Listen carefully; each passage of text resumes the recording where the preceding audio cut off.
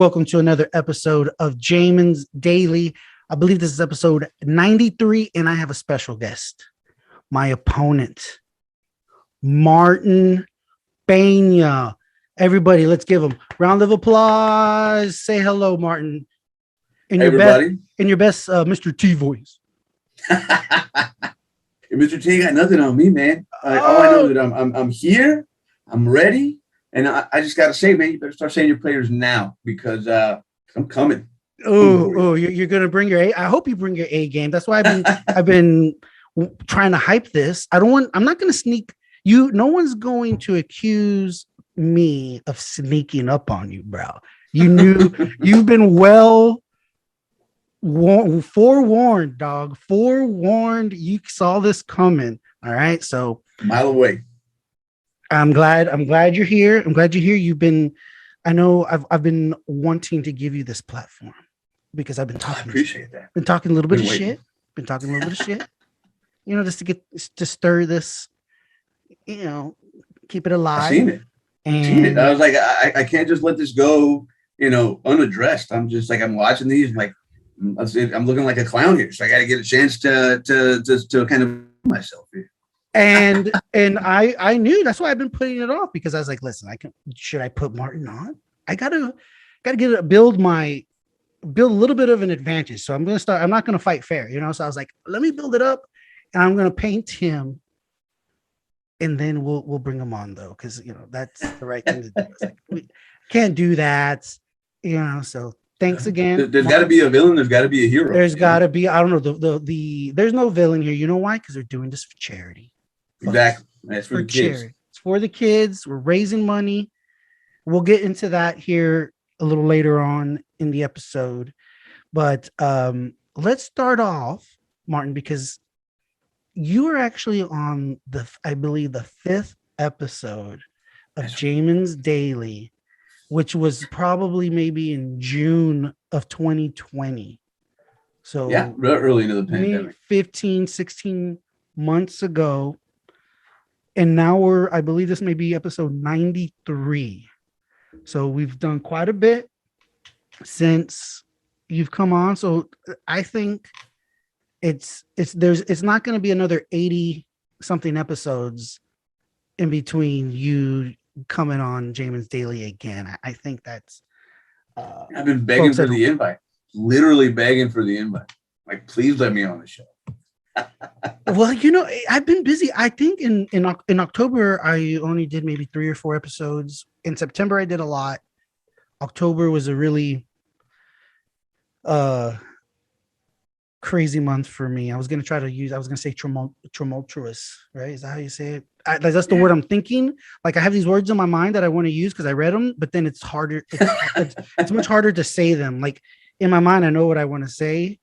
How do you say tumultuous? You got it. Tumultuous. Nailed it.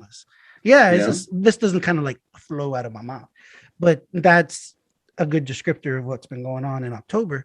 But now November was a new month, trying to get back on. I already had episode. I had called it. I said episode 100 was going to be our the actual charity, the fight. But now that we're putting it off a little bit, it's not. It's going to be episode 100 and something else. But again, folks, it works. Yeah. What I was getting to, Martin, you've been a guest of the show, but it's been a while. We needed a little bit of a quick bio. So just tell the folks at home how we kind of linked up, and then where you're from and what you do, and what you think your intro song is gonna be. My intro song? When you walk into the ring, when you step into battle, I think that's going to say a lot to you. So maybe you should start. Why don't you start there? Tell the folks at home, have you thought about this? Maybe you hadn't. No. I've been thinking about this since I was probably like 6 years old. Being totally honest with you. So there's a very well-known song. And I'm not the first one. So you look at it, there was this MMA fighter, Cain Velasquez. I'm pretty sure this was his walk-in song whenever he had any fights. You can find any Mexican boxer in history. There's a bunch of movies. El Rey by Vicente Fernandez. El or Rey, as the sung by king. Vicente El Fernandez. Yeah. Rey was that the king, right? Is El Rey the king? Yes, sir. Yes, sir. By Vicente Fernandez. Fernandez. Isn't he like world renowned? Mariachi singer. Yeah, or rancheras. Is what He's he like a sings. national. He's like a fucking national treasure, bro. Yeah. Yeah, man. He's like Although he's been in a bit of hot water lately, for oh some. no, is it Me Too stuff? Is it for some Me Too stuff? Yeah. I mean, he's a little handsy in the pictures, with the ladies. You got to give him. But he's like 85. I mean, No, you got to give make him it okay. You got to give him a pass. I give him a pass. Tough, man. Like when I first like, ooh, man, not you, Chente. But yeah, no, all our heroes, dude. That's why you have to be careful. I don't. Mm-hmm. I have a very large hero list, but there's no like real like idolization or a real adoring going on, because don't meet your heroes, they say, right? No, yeah, they disappoint you. They'll all disappoint you, So we're all human.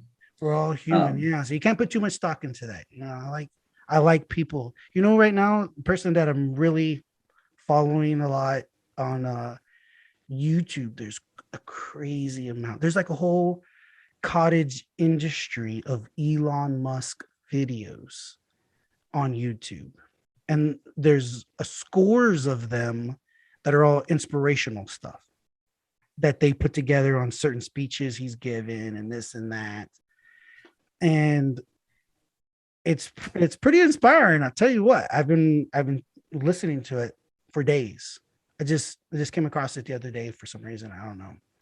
Because your computer, like your TV, the phone, it's listening to me. So somehow Elon Musk fell into my suggestions and I was just watching a whole bunch of stuff, dude. And it was just, but because I know Elon Musk and I'm generally, I'm not really into electric cars myself.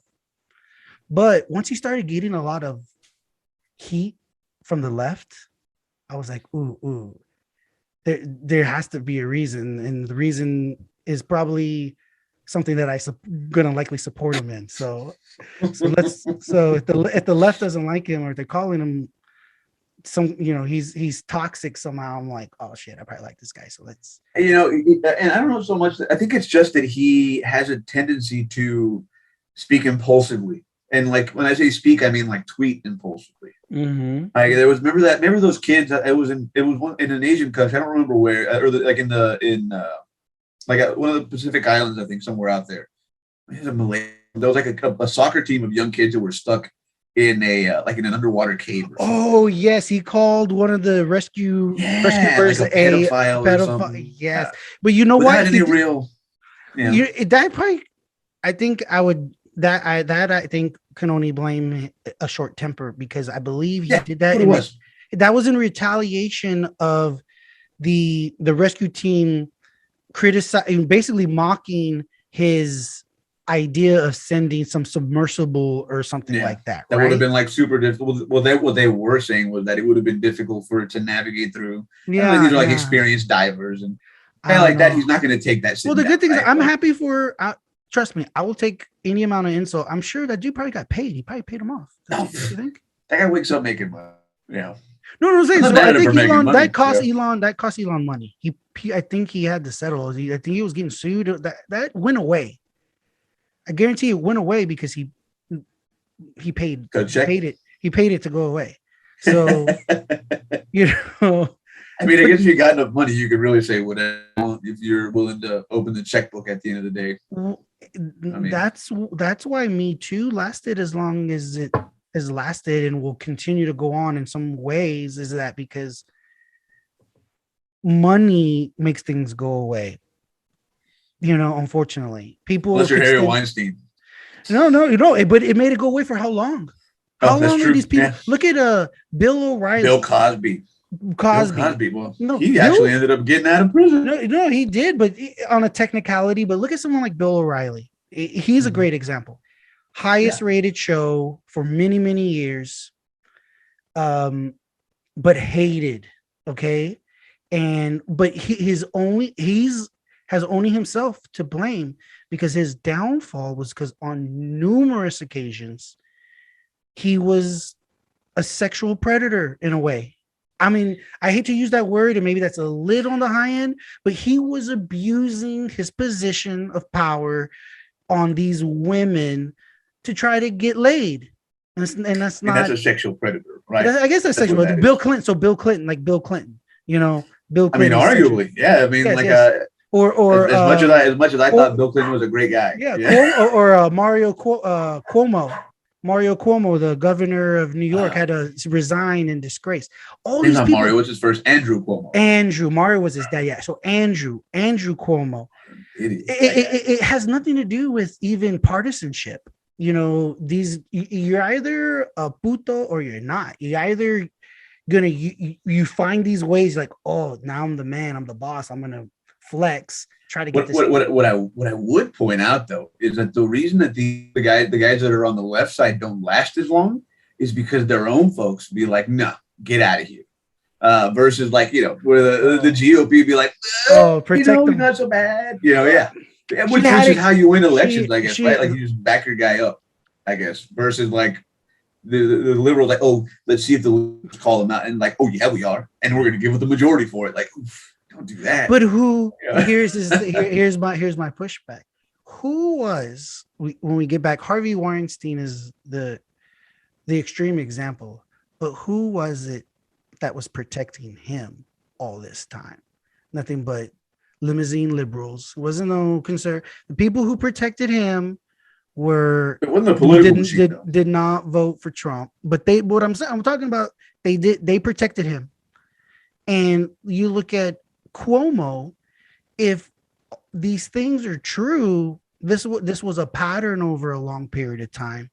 His aides and all these other people who profess to be progressive were protecting him also, and maybe out of a sense of loyalty.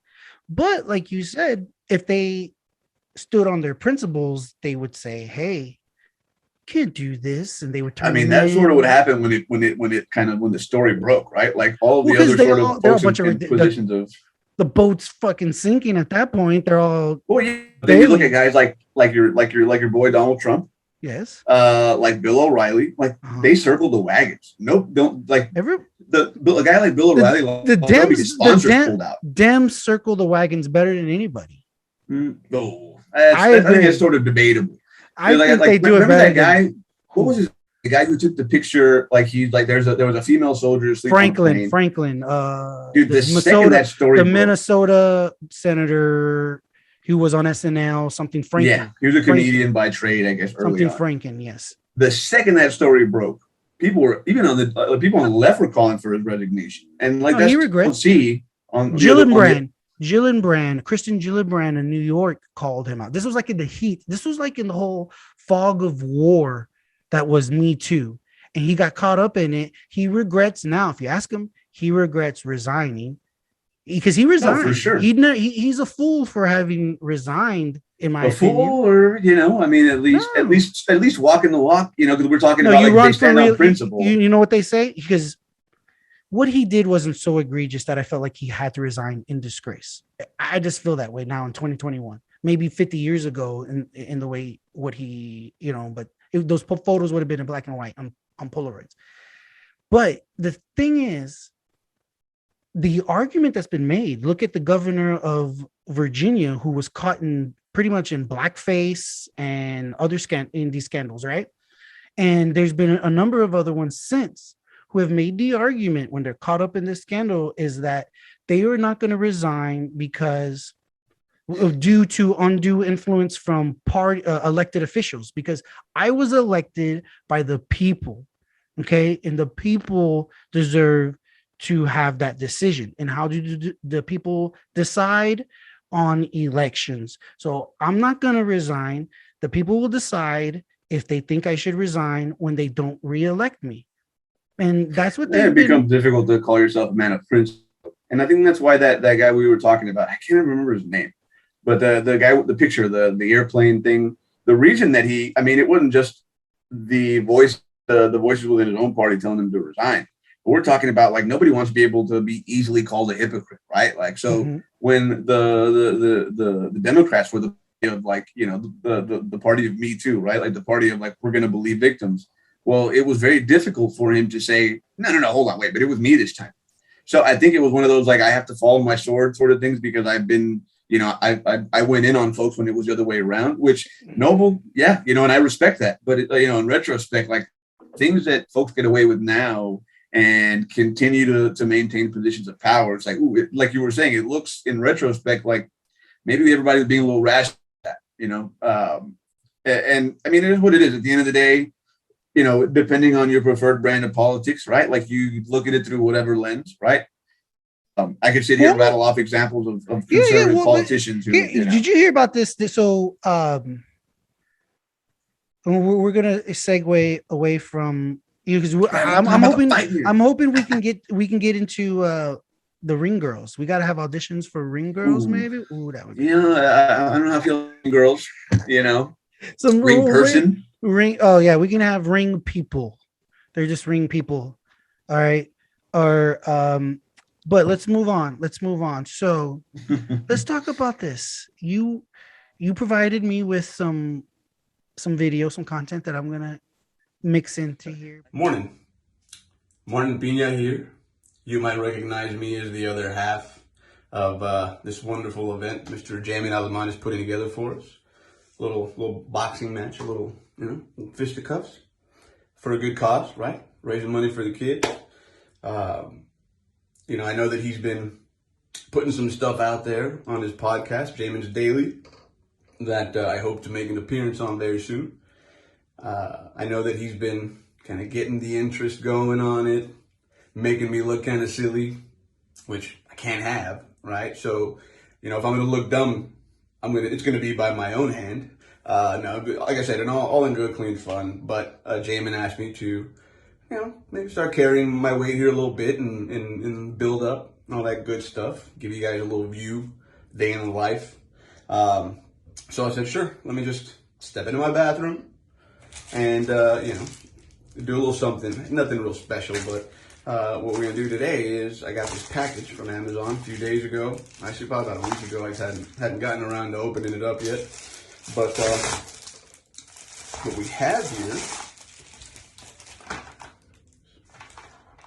look at that. Can you see that? There we go. It's a Shock Doctor Gel Max. Ideal for impact sports. Soft outer frame. Moldable gel liner. Adults 11 and up. You see that? I'm not sure anybody would have called me an adult at 11, but hey, what can you do? So, anyway, this is basic mouth guard. It's one of the things that I picked up here in preparation for the event. And I realized just now that I'm using my front camera, right? So everything's backwards, but take my word for it. It says Shock Doctor. I just thought, hey, it might be interesting to kind of bring you guys in on the other side of this preparation, kind of more mundane aspect of it, but it's always very, very important, right? Whenever you're doing something like this, you got a couple old guys that are going to be trying to hit each other. You want to make sure that you're safe. It's like just some of the stuff on the label here. It's built to protect. It's got a triple layer design with integrated breathing channels for all-purpose protection. Sounds like a pretty good deal. It says it's legit. Literally says legit meets national and state high school rules. We are far removed from high school, but I'm sure it'll be fine. No funny business. Latex free, BPA free. I'm not sure how to say this word. Phthalate free, whatever. But anyway, it's got some sports here, as you can see. Some football, hockey, lacrosse, I guess, and looks like an MMA glove there. But I'm sure it'll work for boxing too. Did a little bit of research. Right? You never want to just jump into something.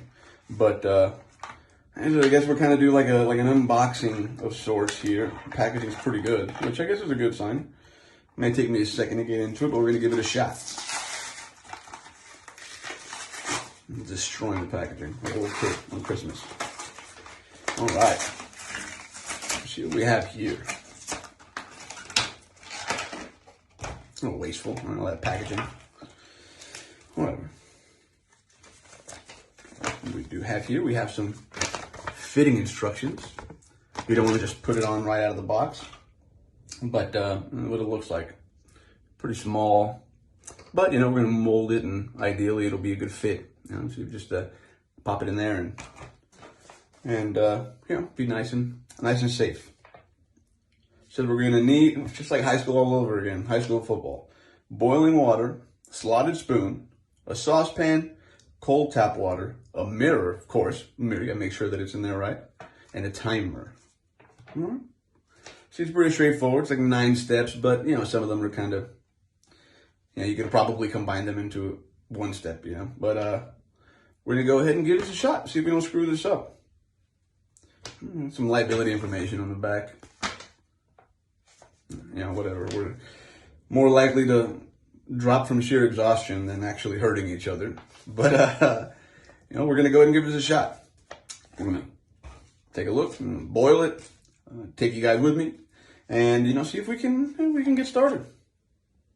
All right, guys. Well, see you here in a few minutes. Wish me luck, and we'll see you soon. All right, y'all, here we go. We are downstairs. We are in the kitchen where we're gonna start to go through this process of molding this bad boy. We have a couple things here. We've got our water that we're gonna boil. Got our cold tap water to cool it off. A little slotted spoon to fish it out. And I borrowed my lovely wife's nice mirror. It's pretty good. I'm not gonna nail that, but there we go. It's a pretty good mirror. Got everything we need. So what I'm gonna go ahead and do now is bring that water to a boil. And once we've gotten that done and get that process started, it's pretty straightforward. It looks like, we put it in the water for, bring that water to a boil. And once we've gotten that done and get that process started, it's pretty straightforward. It looks like, we put it in the water for, or we boil the water, put it off to the side, let it cool for about 30 seconds, put the mouth guard in the water for 75 seconds, no longer than 90 altogether. We're gonna remove it, and then with the slotted spoon, we're gonna take it out of the water. Then we're gonna cool the mouthpiece, the mouth guard, in the cold tap water for about 1 to 2 seconds, just to make it cool enough to stick in your mouth. Put it in there real nice and tight, do the fitting process, and hopefully we get it right the first time. But if we don't, it does say here just to repeat steps 1 through 8. So I'm gonna get this water boiling, and I will check in with y'all just as soon as we're ready to rock and roll, baby. Hey everyone, we're back. So this water's been boiling. Took it off the heat source, let it stand for 30 seconds, like the instructions said. Right now we're about halfway through the 75 seconds. It's supposed to be sitting here getting soft. After that, I'm gonna stick it in this tap water for like 1 to 2 seconds just to cool it off a little bit, and then I'm gonna start to mold it. Wrap my hands because we're gonna get some rounds in when I'm done here, but maybe not the best idea. But hey, we're gonna work efficiently, right? Work smarter, not harder. But anyway, we're gonna go about 20 seconds left before pull that bad boy out, and then we'll get to molding. My sliding spoon ready. 10 seconds.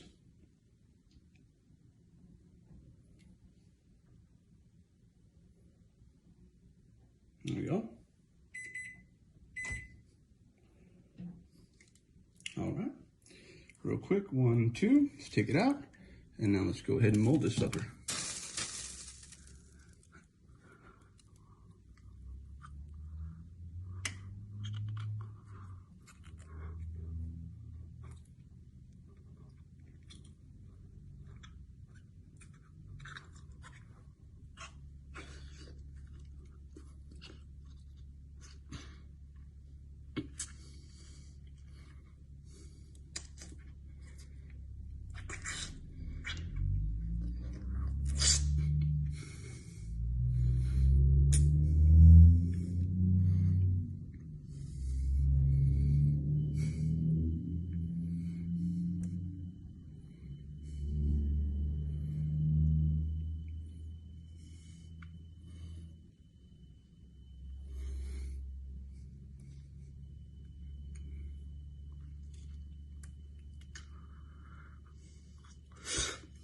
All right.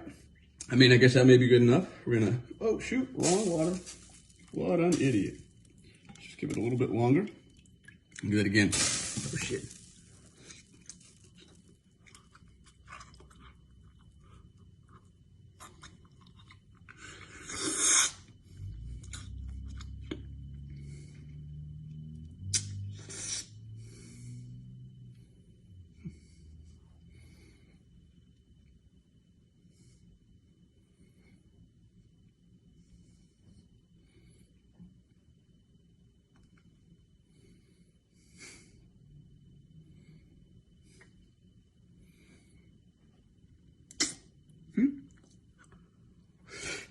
Seems like a decent fit. We're gonna leave that in there for about 30 seconds.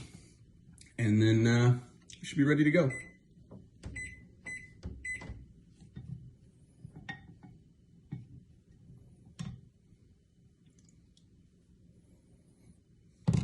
Talk about a clumsy boiling process.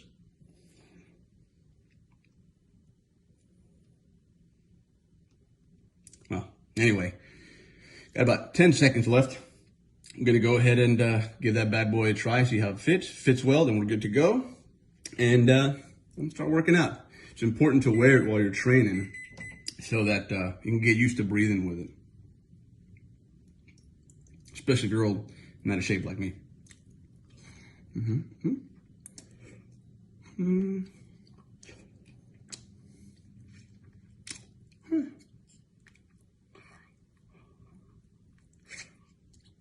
A better fit.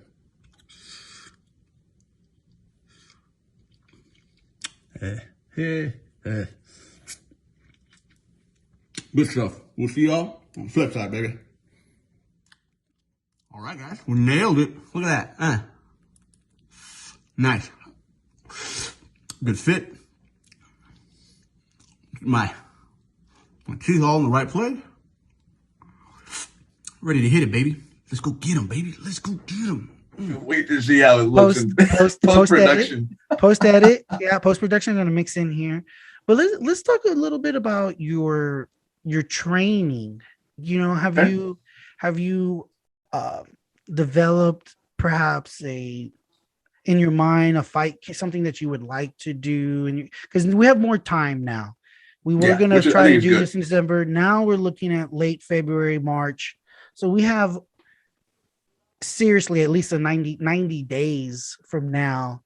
How does that affect your training, your thought on training, and what you realistically think you're going to be doing?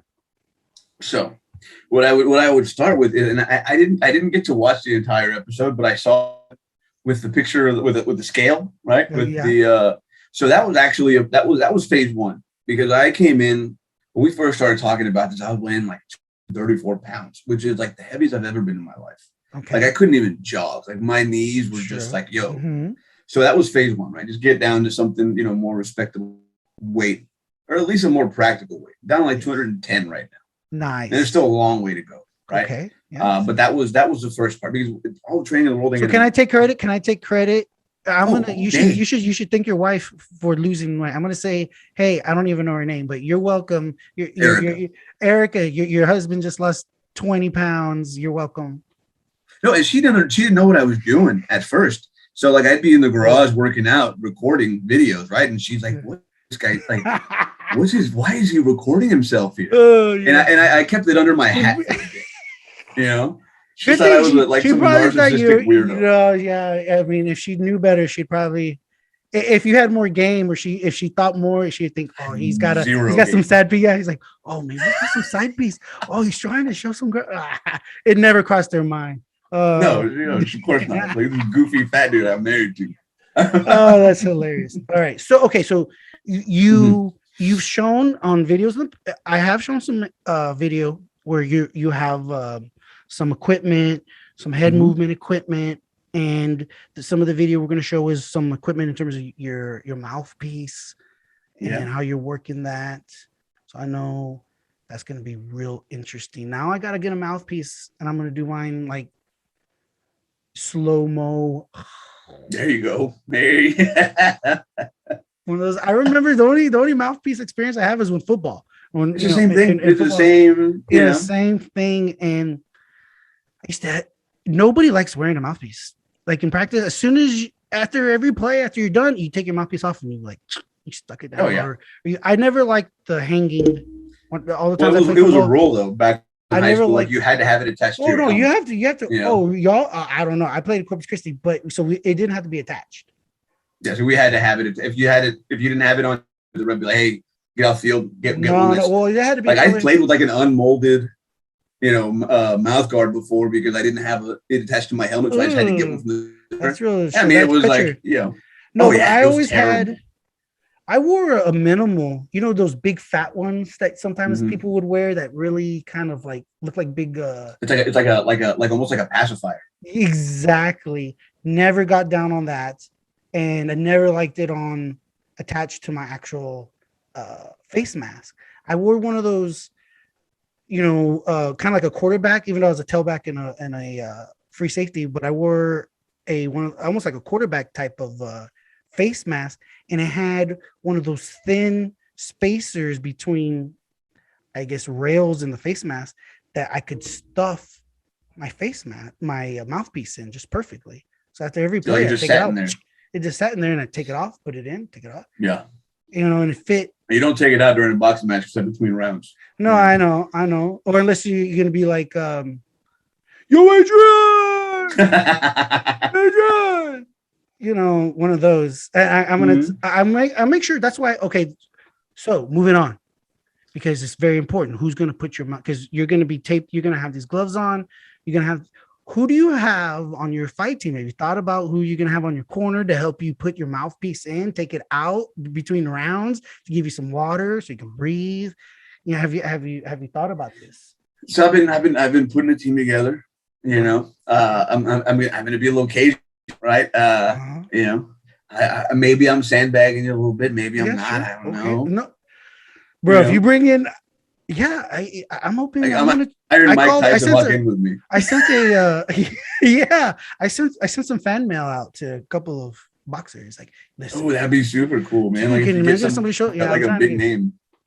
yeah. I Yeah. don't think it's gonna I happen. mean, I just got my you know, some folks that I know, you know, that, Sure. well, you know, I'm assembling a team, Well, a you got to. ragtag team, you know. I'm Are they gonna all try to run a camp, like an actual okay? camp. No, I want. So what is? But the thing. So what is the rule? And I have to. I'll talk to Mr. Lord about this, because in terms of the total numbers we can have in the gym, and if that excludes your fight camp, you know, like your corner, right? Yeah. So that would be cool. Then how many? Say, oh, you get 2 or 3. I mean, do we really need 3 people? Probably not. It's not a fucking. And when I need a championship cut guy fight. or anything Yeah, I like don't that, think you know? yeah. So I think 2 people in our corner is probably enough. That's what I was thinking, right? Some like one person, you know, hydrating. Yeah, I'm actually having tryouts for mine, you know, because I got an overwhelming response. All these people want to be on the class. I'm like, listen, you got to bring something to the table. Do you know CPR? You know, do you know the Heimlich maneuver? In case I swallow my mouthpiece, can you one of those? Can you rub? I need one of those guys, somebody to be rubbing my shoulders. And we're gonna put like the ice pack on, right? Like, all of those. You got to come correct. All right, so just I could have. You know, I could have a girl. I could have my, you know, the highest bidder. Maybe that could be because the other contest, the real winner, Martin and folks at home, the real winner. Because even if I lose, if I raise more money, I win. Okay, that's who the real winner is going to be. Well, perhaps, I mean, that's what it's all about, right? This is what this is what all this is about. And maybe raise some money, and I get to punch in. I have a very punchable face. I've been told. I have a very punchable face. So, you know, let you have at it. But it's going to be, you know, minimized. We're going to be wearing these. So you're going to have a very smart, pretty big target, but smaller. It's a smaller target. But moving on, we're talking about our fight team. Oh, my song. You know, I haven't decided yet. We're going to have to save that for another episode. Because I'm in between. I don't know where I want to go. I'm thinking about going in like real religious and asking, you know, I want to win because Jesus wants me to win. All right. Man, fight the dirty liberal. Think about going in. Yes. Think about going in. That's one route. Think about the other route could be just like more cocky swag style. You know, I can go the very ethnic mariachi route, maybe. I think I'd have to be on that one, man. I just look more you know. No, I know. I thought you were gonna come into, you know, like you. I thought you should look that song up that I mentioned, and you'd be like, oh shit. Well, that makes that seems on brand. You know. The what do they call that? the grito. Yeah. All right. No, I can. I come from a culture that's very deep steeped in boxing specifically. The Mexican boxers are widely regarded, and so I'm gonna have to and I guess I tap should into make my Mexican side. 3/4. I'm 3/4 Mexican. I'm gonna tap into the 3/4, and then I think that basically makes you like full, but hey. No, 1/4. My mom's half white. My maternal grandfather German, like from Wisconsin, first generation German, like blonde hair, blue eyes, and so I'm gonna tap into the German. Aggressiveness. I'm gonna type into the German aggressiveness, bro. Like the Germans are like into their the language sounds real like engineering rough. Prowess, maybe too. Like I'm taking a very scientific, cold and calculated. I say they're ambitious. The Germans are ambitious. They wanted to rule the world, bro. I mean, come on, this shit. I mean, they have ambition. And we stole their best scientists to run our most people, Martin, do not realize many of these like the Rocketeers, the acts of war, the acts of war that were forgiven so that we could bring these people in. For sure. They was like, don't worry about it. We know you really didn't have a choice, which probably most of them didn't. They're just scientists and nerds doing what they told to do. Either you do what they tell you to, or they're probably going to hang you. Yeah. Cool. You're gonna conscientiously object. I don't think that there was the forum in Nazi Germany for that. All right. Like, no. We're gonna process this. We're gonna, there's this procedural hearing we're gonna listen to your grievance. Right. No, I don't think that happened. So I think that's what happened. The wiser. Back then, if that happened now in 2021, all those people would be thrown in jail, and we would have lost all the expertise because of. You think so? Social I think that our government is still willing to do terrible things. Maybe you're right. No, but if it got they wouldn't, because you know why? All this would be in the media. The reason why this is all overlooked because most people don't even know that happened. Okay, most people don't even know that happened. Our government's good at disappearing people. If that happened now, today, everybody would know. And they would be calling for their heads. Doesn't matter unless the government just told us they killed them all, and then they just got stashed away in a bunker somewhere. That could work. That's probably that's where who's the conspiracy theorist, right? That's where Elvis is. Elvis is in a bunker, somewhere. Yeah, that's where Elvis. Tupac. I think Tupac is there too. Okay, listen. They knew too much. We're gonna take a break. When we get back, we're going to talk about the charities, perhaps, that we're thinking about donating to, give them a little bit of airtime and a shout out. And then we're going to talk a little bit. I've been watching some YouTube videos about boxing styles. I want to go in there and emulate. I have a plan.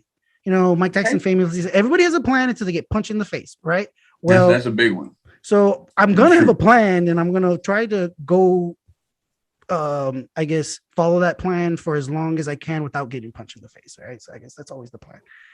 But then I'll have some contingency plans for after I get punched in the face. So I'm planning plan B, plan C, plan D. But we're going to talk about that when we get back, folks. So stick with us. You're watching right now, Jamin's Daily. Stay tuned. This is episode 93. Go to YouTube, like, share. If you know Martin, how many friends do you have on Facebook? Probably 800. You have to send this to every one of them, Martin, and tell them all to like and share. You share it on Facebook, I'll share it. All right. I've told a few friends about that this is in the works. Well, I think bringing you on as a regular guest, I think is gonna bring in some more likes. So folks, when we get back, great idea. All right. This is fun. I like doing this. Me too. Welcome back, folks, from the break. Jamin's Daily, episode 94. Been getting it wrong. This whole episode is not 93. It's episode 94. My guest, my opponent. If you think of me as Rocky and this guy is Drago, okay, guys? Boo. Okay, I'm Rocky's Clubber Lang. All right. So my guest, Martin Pina. It's Pina. You can see my name there on the display. I said Pina. Yeah, with an I. Pina. Yeah, it's close. It happens. I don't get offended. It happens. No, it's actually very very unique because there's countless peñas. How many piñas? I've met maybe one who wasn't related to me my Not entire as life. many. Not as many. Not as many. So we're gonna move into, folks, a little more. They call boxing as an art. Okay, The sweet science. the sweet science. That's right. And so as I'm been preparing, I've been thinking, well, almost like in the martial arts, like what style am I gonna bring to this? I want to hear this. Because I don't want to just. I'm not gonna go in there. You just what's the word? Just throwing haymakers. That's not gonna happen. I'll be honest. That's what I was expecting. To be honest with you. I'm not just gonna go in there. It's not gonna be. If I go in there, maybe I go with the Mike Tyson style. Be a bully. Mike Tyson was the haymaker guy. He was no, he's not a haymaker, but I'm talking about being aggressive, coming in, attacking, right? Or you could go with the more Pretty Boy Floyd, fill you out, kind of jab, have more ring presence, and try to fill that out. Ring control, exactly. And there's a number. I've been watching several different fighters on how they approach. One of them, I'm going to give you a hint. I'm not giving you, I'm going to tell you exactly.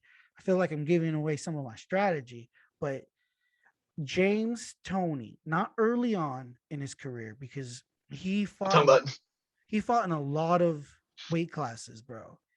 I think he finished his career. He was like 70-5 or 70 something and 6. It's insane. All right. To fight that many professional fights and win. Okay. Early on, he was 155, 168, but he ended up fighting at heavyweight at the end of his career. Okay. The most notable.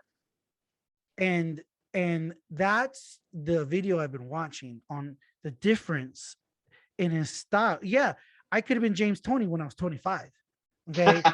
When he was 25, I could have been the James Toney when he was 25 too. But I'm trying to emulate the James Toney when he's 40. Okay. Because he was fighting up until that age very competitively with a completely different style than what he was fighting at, or the way he fought when he was 25 in his 20s, early 30s. And it's a very more conserving. You just have to watch it. I would do it. I would not do it. Don't have the power to put somebody to explain sleep. It. Yeah. But yeah, but there's a method to the madness too. It's not just getting close and throwing in. If you watch enough, and there is a lot of videos. There's so much boxing content on YouTube, but on James Toney, there's a lot of it too. And so I've been watching him. Another fighter who's an MMA. He's the interim, I think, featherweight. I think it's 130. It's either 135 or 145. Might be 145. His name is Peter Yan. Peter Yan. He just defeated. Who did he fight not long ago? He fought Aljamain Sterling and he lost his belt. Then he fought Dan Hooker and he beat Dan Hooker. I don't remember if he. No, not Dan Hooker. Couldn't be Dan. Dan Hooker is like a 180. 180. Dan Hooker just lost to. Dan Hooker fights at 170. Almost positive. Who was it that he fought? He was like a guy from New Zealand, I think, that he fought. No, he just fought the other day. He fought like 2 weeks ago for the interim belt against, and it went all. I know. I know. It's a Sandman. Sandhagen. Sandhagen. Yeah. Corey Sandhagen is his name, right? Corey Sandhagen. He kind of looks like the dude I just mentioned. No, he's pasty. He's pasty white. He looks like he's Irish. Now who's the one making who's the one stereotyping now? Right? No, I'm describing. These are descriptors. That's what I'm saying. Like I confused two guys that they probably look very similar, but they were just two pasty white guys, and I confused them. But Corey Sandhagen is pasty white. So that's like Dan Hooker as well. Peter Yan is a white Russian. He's a Slavic white. He's like me. We probably have the same complexion. Let's not get carried away. No. I mean, I know what you're saying. I feel what you're saying. But No, he does look like so. So yeah, his hair is not Dan as Hooker dark. and His Corey hair's not. Sandhagen, they're lanky white dudes. You know, although Corey And Sandhagen is like a rowdy back, like full back tattoo. no, thing he's going got on. tats. He's got tats. But he's also ginger. He's also a little ginger. That's right. He's That's also right. very little ginger. That's what I'm saying. He's very pasty He's a because tough he's dude too. ginger. No, it was an amazing fight. But I was watching Peter Yan, and he has a very more of a because MMA boxing is different than normal boxing.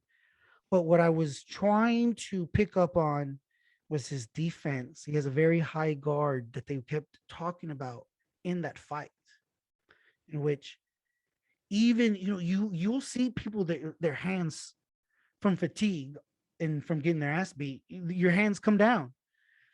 This guy, and it's easier probably with MMA gloves, Much easier with those but like little baby lips. because the glove, and especially the gloves we're going to be having on are going to be even heavier. So but he has this way of holding his shoulders and his elbows to keep his guard up.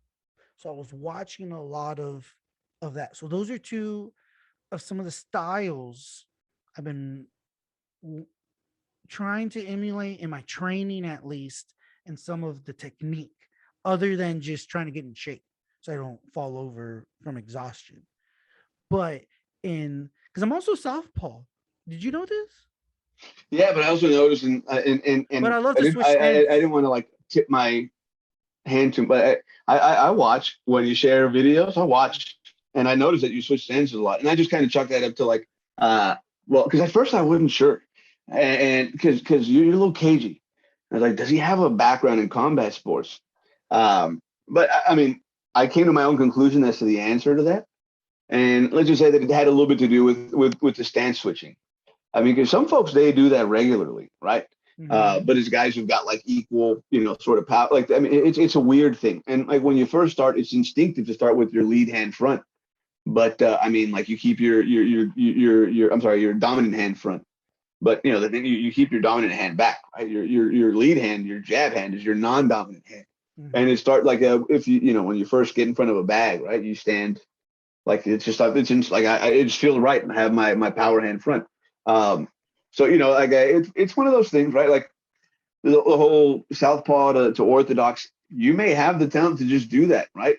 Oh, But it's just one but of those things. Like it just feels right when when you don't it's have like it's like getting on a skateboard, or a surfboard. There's which foot are you going to put forward? mhm. How do you what's most comfortable? So And it's counterintuitive when you start with boxing. Like you want to keep your dominant hand and your dominant leg back, which well, I don't know if you knew this, Martin, but I'm ambidextrous in many ways. So although I write with my right hand and you throw with your left or I use utensils, I use utensils with my right hand.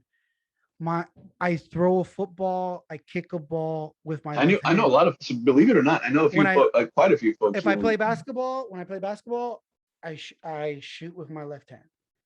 But the fact that I was always had this proclivity to for both, I was very good. I was a pretty good basketball player, so I could lay up with my right.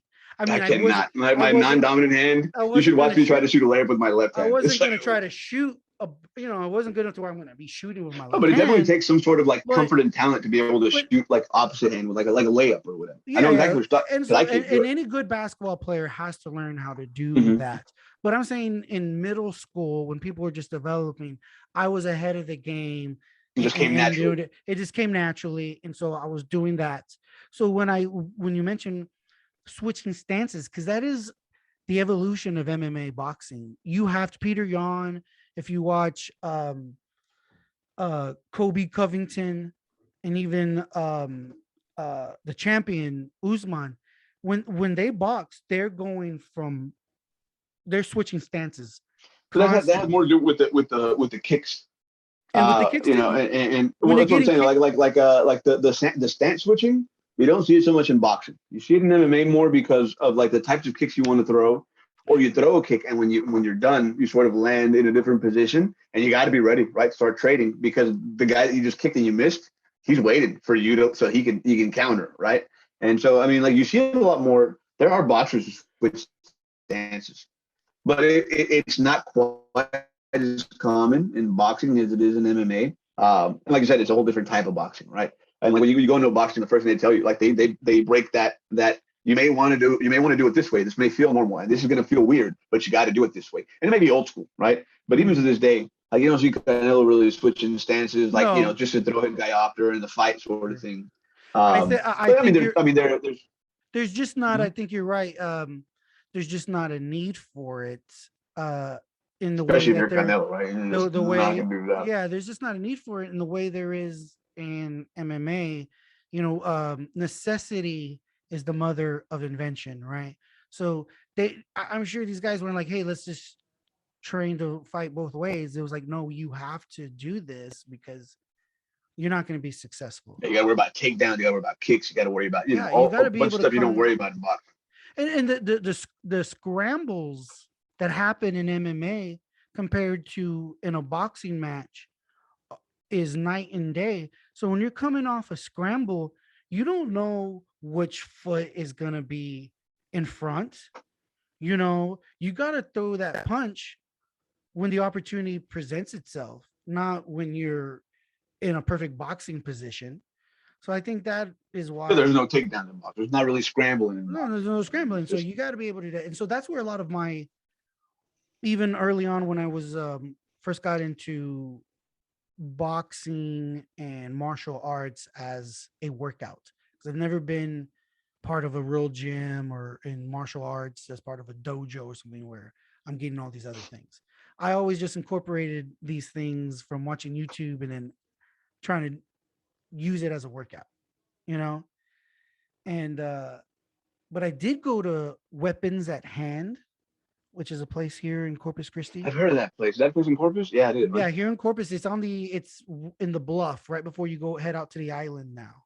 And this guy, the guy who ran it then, was, a legitimate kickboxing professional, had been in many professional bouts and stuff. And so he got me. So What's his name? I never I think he had a kid. He had actually, I think his name was actually like a girl's name. It was either Ashley or Courtney. It was one of those, binary names. How do you say it? Non-gendered names, perhaps. Non-binary, I guess. Non-binary, Yeah. right? Because I mean, if it's John, it's John. But Ashley can be, I guess maybe. So it was something like this. I knew some dude named Ashley growing up. He was a skinny white guy, and so and this is early on. I'm like 20, 21 years old, and so any real, what would you call, not scheduled, actually organized workout martial arts stuff that I ever really did was with him. And so I've always carried that on moving forward, plus watching YouTube videos. But there was never just a boxing focus. It was always boxing with kickboxing and doing this. So even from then, I always part of my training as well, because you feel like if you're really using it for a workout, you got to throw the same. It's almost like a Taibo. I got to throw 10 punches here. You got to go throw 10 punches there. You know what I'm saying? I'm not in fight camp where I'm training specific punch combos because of my opponent, which I guess real boxers do. Hey, what are we gonna do? Watch film on each other? There's nothing to study at this point, right? Other than videos that we share after a few